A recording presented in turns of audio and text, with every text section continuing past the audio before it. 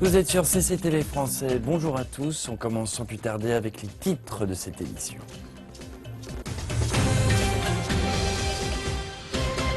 Et pour parler de paix, pour mettre fin au conflit syrien débuté vendredi dernier au siège des Nations Unies à Genève, sans la participation du groupe d'opposition syrien.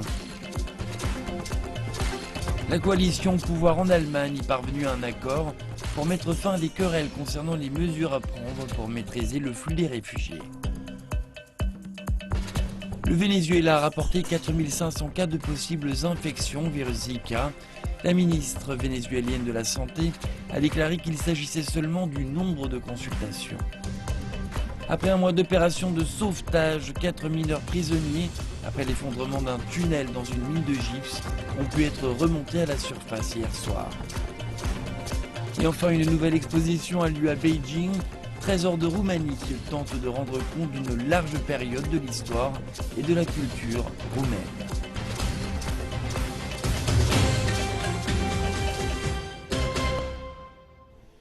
À la une de cette édition, les pourparlers de paix indirects ayant pour objectif de mettre fin au conflit syrien qui dure déjà depuis plus de 5 ans, débuté vendredi dernier au siège des Nations Unies à Genève, et ce sans la participation du principal groupe d'opposition syrien. L'envoyé spécial en Syrie de l'ONU, Stéphane de Mistura, s'est d'abord longuement entretenu avec la délégation gouvernementale emmenée par l'ambassadeur de la Syrie à l'ONU, Bachar Jaafari. Le principal groupe d'opposition syrien, le Haut Comité de négociation, a déclaré vendredi dernier qu'il enverrait une petite délégation pour s'entretenir avec les représentants des Nations Unies à Genève. Les pourparlers de paix reprennent à nouveau après les 2 premières tentatives de négociation qui ont échoué en 2014. Le conflit syrien a jusqu'à maintenant causé la mort de plus de 250 000 personnes, en a déplacé des millions et a contraint des centaines de milliers de réfugiés à s'exiler vers l'Europe.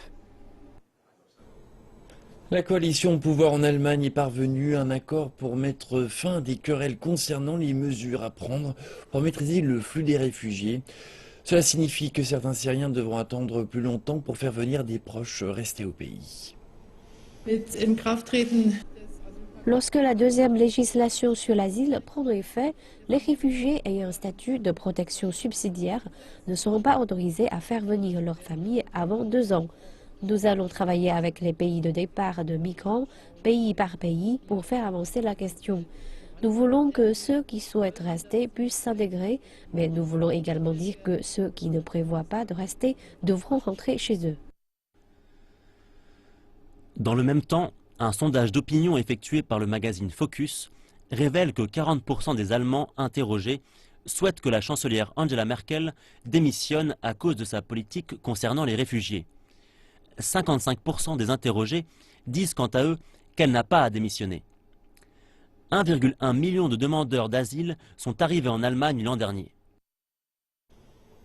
Les migrants épuisés continuent d'attendre dans un camp près de la frontière gréco-macédonienne dans des conditions climatiques peu clémentes. Reportage. Plus d'un millier de personnes ont trouvé un abri dans un camp de réfugiés près du village d'Idomeni, alors que beaucoup d'autres se sont réfugiés dans des stations de service proches de la frontière. Alors que les inquiétudes grandissent face aux menaces de l'Union européenne d'exclure la Grèce de l'espace Schengen, les réfugiés seront peut-être bloqués dans le pays. Selon le responsable local d'un organisme d'aide, avec la mise en place des restrictions et contrôles aux frontières plus sévères, la situation va se détériorer davantage. Je pense que la situation va s'empirer parce que nous n'avons pas les moyens d'accueillir les migrants.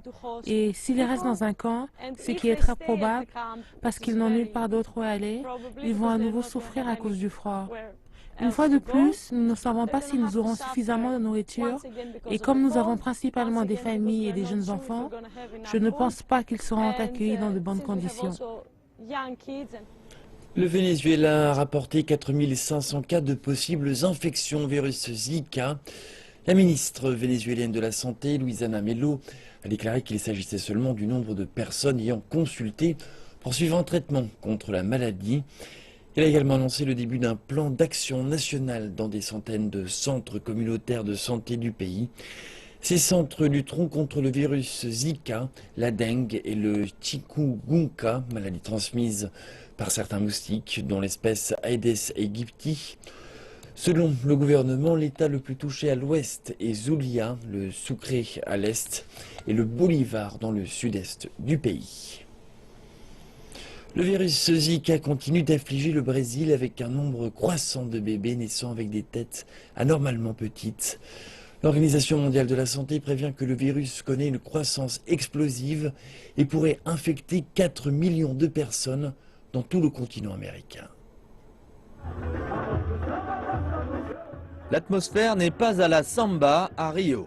Une épidémie de Zika, un virus transmis par le moustique, s'étend en effet au Brésil.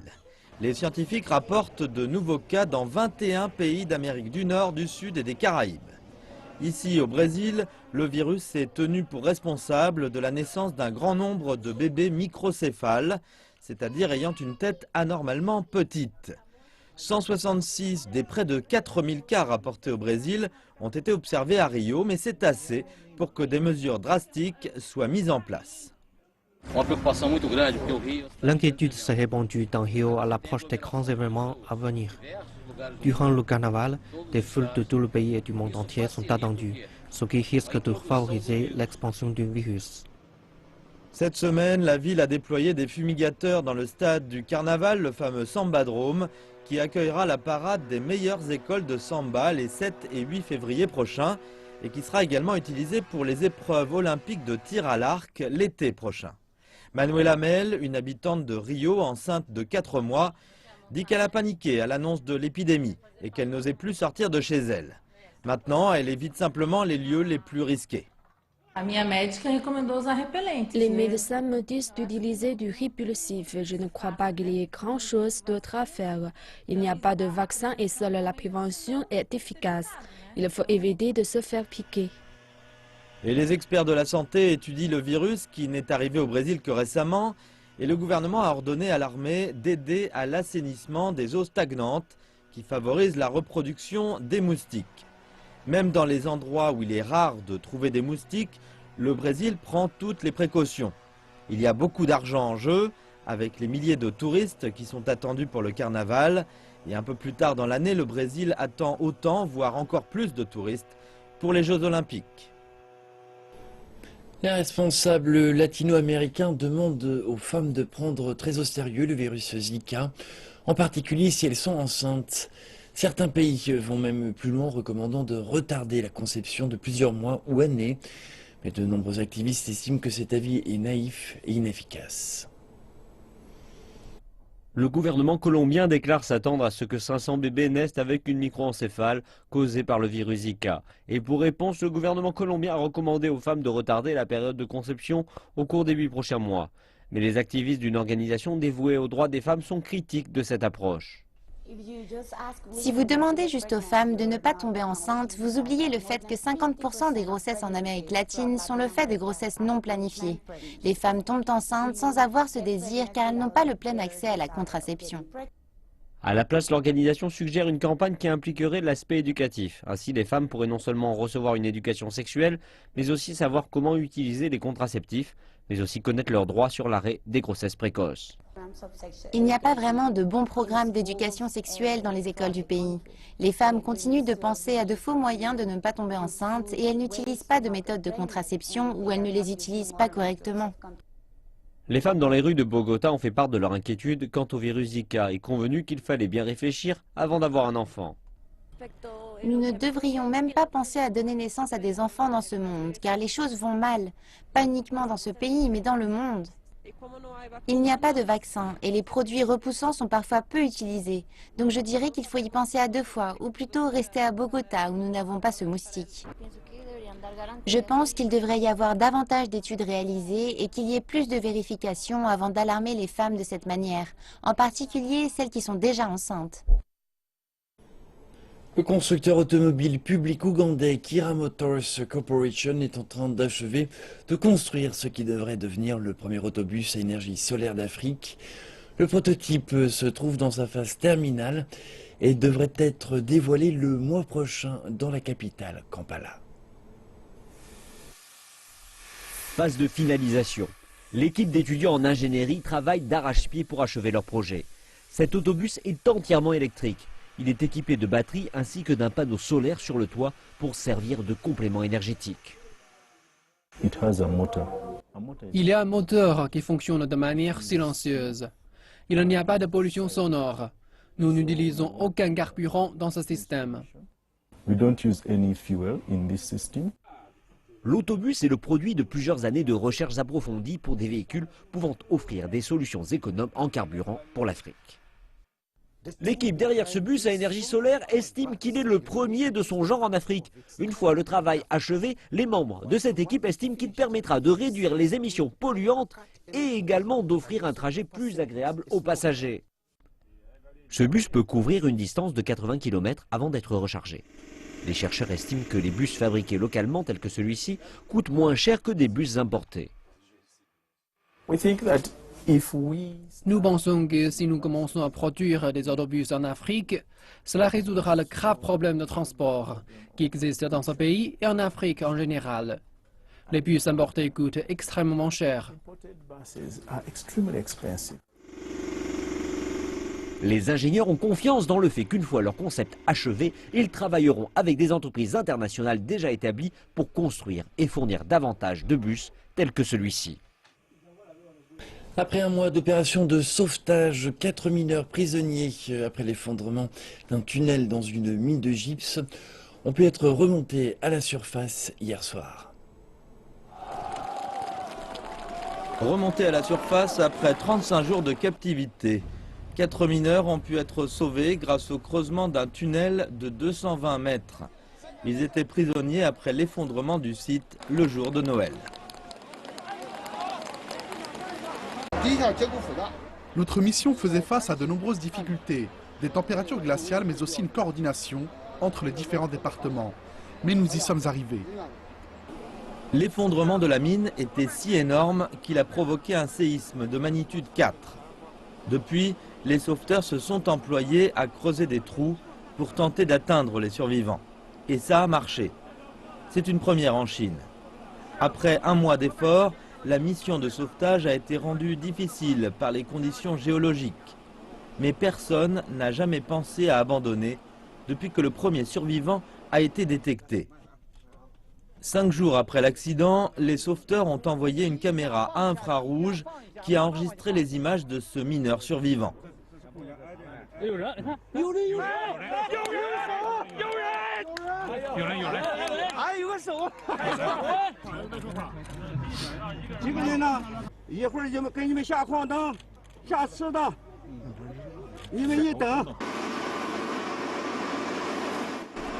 Le processus de sauvetage n'a pas été facile. Toute erreur dans le creusement aurait pu avoir des conséquences désastreuses.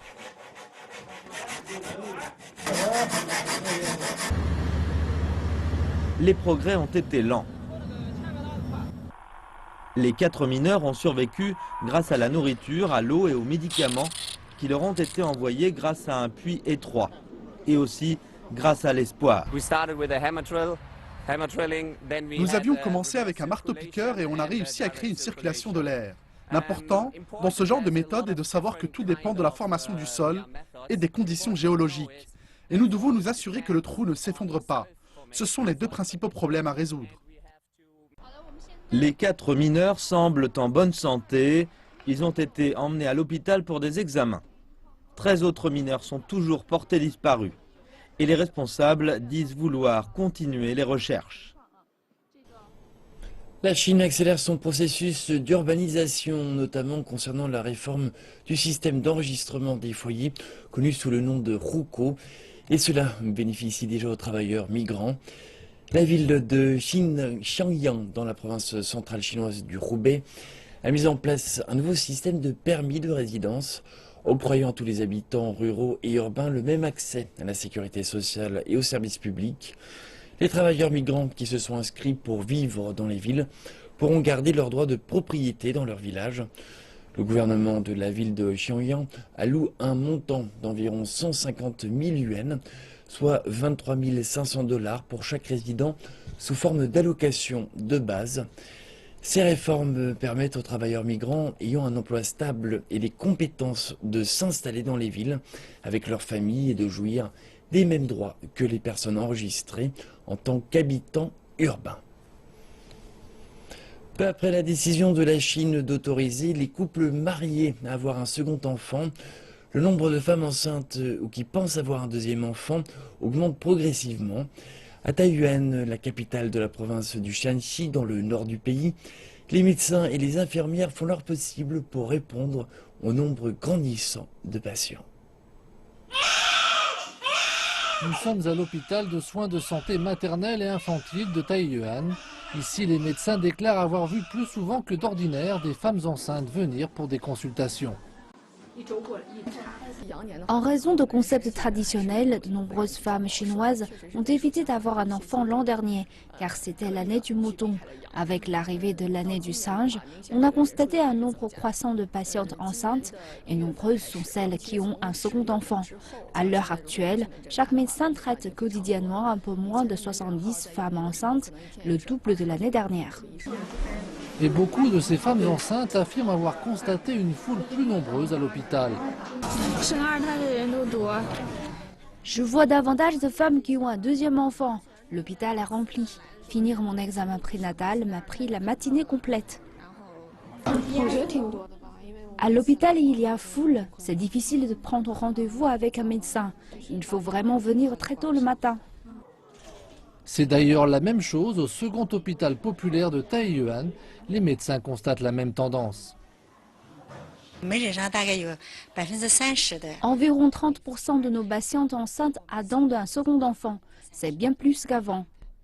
Face à cette hausse, dans de nombreux établissements hospitaliers, le service obstétrique fait appel à plus de personnel et ouvre davantage de lits pour accueillir les patientes. Ce que l'on peut faire maintenant, c'est mobiliser plus de personnes médicales pour garantir l'efficacité de notre travail et pour s'assurer que chaque femme peut mettre ici au monde son bébé en pleine santé. Nous avons ajouté du personnel pour les rotations de travail et mis à disposition davantage d'équipements de contrôle prénatal. Des lits supplémentaires ont également été ajoutés dans les services. Le bureau de la santé de la province du Shanxi estime qu'après la mise en place complète de la politique du second enfant, ouverte à tous les couples mariés, la province comptera en moyenne 100 000 nouveau-nés chaque année. Mais les médecins mettent aussi en garde contre les risques élevés de grossesse à un âge avancé. Les femmes ayant plus de 35 ans et qui prévoient d'avoir un second enfant sont encouragées à consulter un médecin et à réaliser un bilan de santé avant leur grossesse.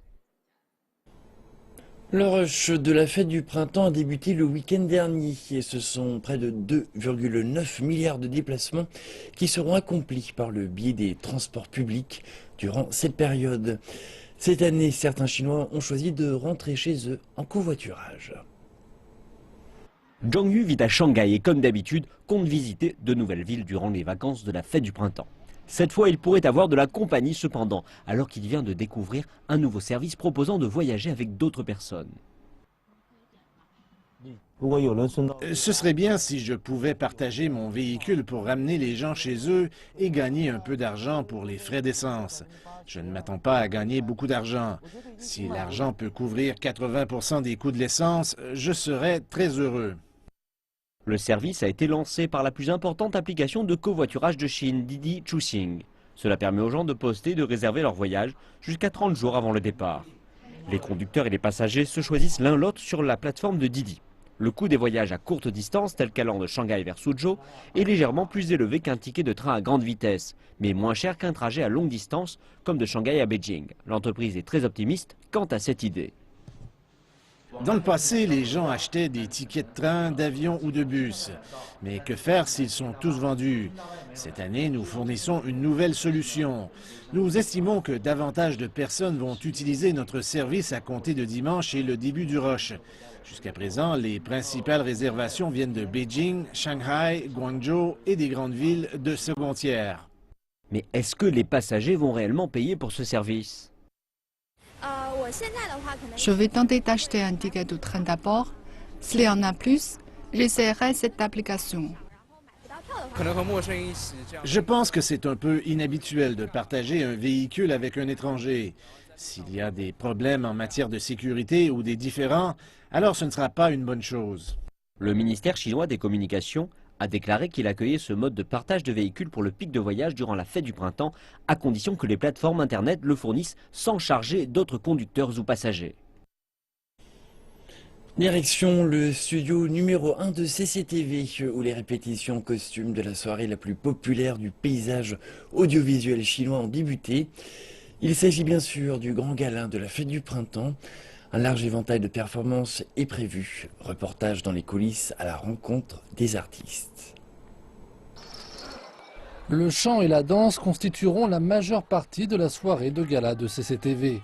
L'actrice Jiang Xin de l'ethnie Hui est la star d'une série télévisée à succès, mais pour l'occasion, elle présente un numéro de danse traditionnelle mettant en avant ses racines ethniques. C'est la première fois que je me produis devant tant de monde. Je suis donc très nerveuse. Je fais de mon mieux sur la scène et je compte bien promouvoir notre culture ethnique. Un peu plus loin, c'est ce duo expert en joutes oratoires et venu de la province du Shanxi qui revoit son texte. Miao Fu et Wang Shen connaissent le succès depuis 2014. Ils sont d'ailleurs reconnus pour leurs textes humoristiques émaillés d'éléments culturels traditionnels chinois et de références littéraires. C'est un défi créatif difficile d'écrire de nouveaux sketchs. En ce moment, nous travaillons à mettre davantage de références dans le texte pour le présenter à tous. Je pense qu'avec les répétitions, nous obtenons une réaction directe du public et ainsi nous pouvons améliorer notre performance par rapport à celle-ci. L'acteur et comédien chevronné Bai Kainan et ses partenaires Feng Gong et Xu Fan sont des habitués du gala annuel. Cette année, ils présentent un sketch comique dont le thème est la vie des personnes âgées qui restent chez elles. Les retours du public sont très positifs et je pense qu'on s'en est très bien sorti aujourd'hui.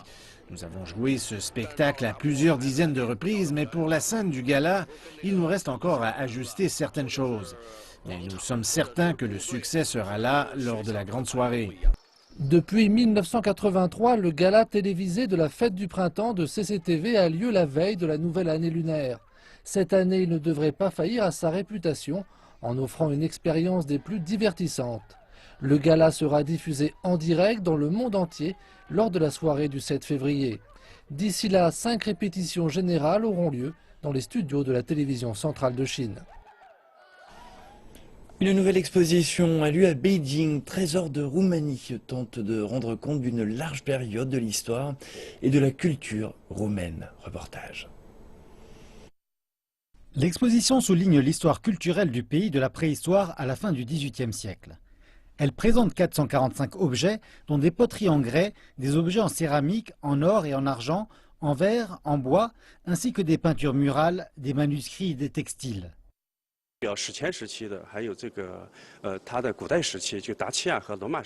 L'exposition représente le premier événement de cette sorte et de cette dimension organisée en Chine depuis 66 ans. Avec des pièces archéologiques représentatives de la préhistoire, de l'époque classique et de l'époque médiévale, mais aussi des œuvres de l'art roumain médiéval. L'exposition se déploie autour de 3 thèmes. La naissance de la civilisation roumaine, prélude à la naissance de la nation roumaine et la civilisation roumaine au carrefour de l'Orient et de l'Occident. L'exposition rassemble des pièces de plus de 30 des principaux musées de Roumanie. Elle présente un bref compte-rendu de l'histoire et de la culture roumaine. Nous espérons que de cette façon, les visiteurs pourront apprendre ici davantage sur notre pays et notre culture. Trésor de Roumanie est une réponse courtoise à l'exposition Trésor de Chine, qui a été organisée par le gouvernement chinois et accueillie au Musée national roumain d'histoire d'avril à août 2013. L'exposition se tient à Beijing jusqu'au 8 mai, puis se déplacera au musée de la province du Sichuan à Chengdu. Et c'est la fin de cette édition. Merci de votre attention. Je vous retrouve tout à l'heure pour le prochain journal.